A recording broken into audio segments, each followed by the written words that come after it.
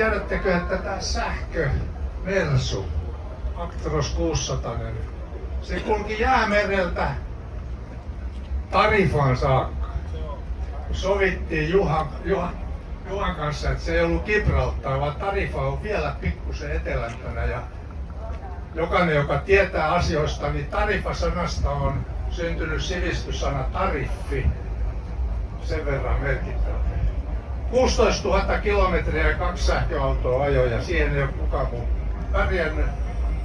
Ja ylpeydellä sanon, että autotekniikan kuljetuksen toimittaja Masa Peltonen ajoi Jäämeren rannalta niin 2 osuutta alas tänne Suomeen ja toi turvallisesti sen pois sieltä hankalista oloista. Meillä oli lukijakilpailu autotekniikka- ja kuljetuslehdessä.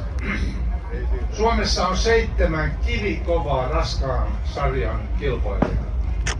Ja haluttiin tietää, mitä lukijat tykkää siitä, että mikä merkki on hallitseva, mikä merkki tulee hallitsemaan vuotta 2024. Siitä tehtiin lukija-äänestys ja tittelin ykköshaastajaksi ja voittajaksi nousi Mercedes-Benz E-Actros 600. Ja siinä nimenomaan lukijakunnan mielestä ratkaisevina oli E-akseli ja sen mukana suorituskyky. Sen jälkeen tietysti voidaan sanoa, että se ei pelkästään riitä Jäämeren rannalta ajamiseen ihan sinne etelään, mutta tämä tuli niin kuin vahvistuksena vielä tämä. Tästä on ilo kertoa sen takia, että kun tämä meidän ympäristö ja maailma ja Orpon hallitus ja hallitustilanteet ja kaikki ottaa 12 miljardia taas tänä vuonna lisää lainaa, niin me halutaan sanoa, että ei ole syytä vaikua masennukseen. Tää tästä lähtee, niin kuin vanha suomalainen sanonta sanoo, että kyllä se tästä vie. Ja kannattaa mieluummin katsoa sitä tulevaisuutta, joka hahmottuu sen jälkeen, kun päästään täällä Suomessa taas kunnolla töihin kiinni ja menestykseen ja metsäteollisuus pääsee ja metalliteollisuus pääsee vaikuttamaan. Tässä ei voi olla sanomatta samalla, että autotekniikka kuljetuksen super tällaisiin erikoisjuttuihin kuuluu merenkurkun yli johtava kiinteä tieyhteys. Nimittäin saa olla mitä laivalakkoja ja merimieslakkoja tahansa, niin ulkomaankauppa pelaa sen.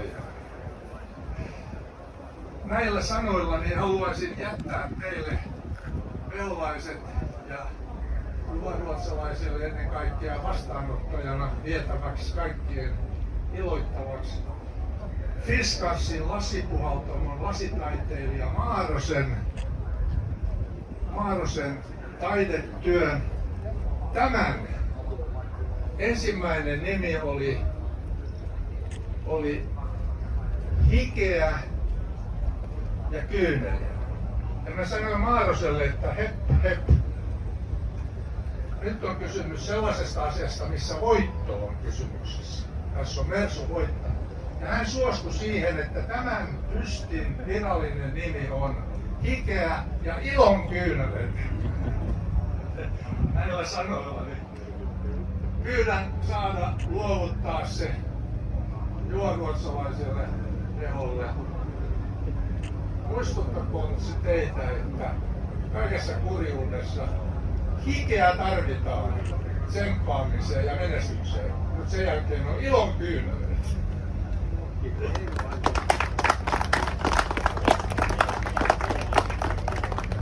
Kiitoksia, Klauder.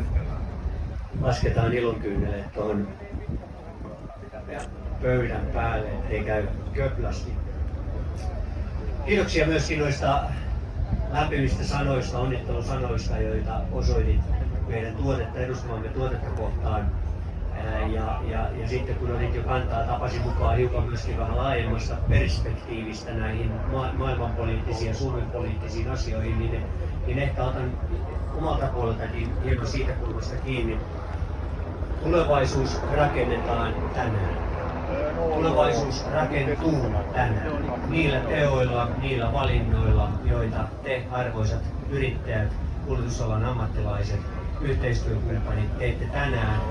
Rakentuu ne askelmerkit sille tulevaisuudelle, minkä pohjalta maailma tulee sitten jatkossa kehittymään. Kehitysvauhtiin päästään aina välillä vaikuttamaan. On nähty myöskin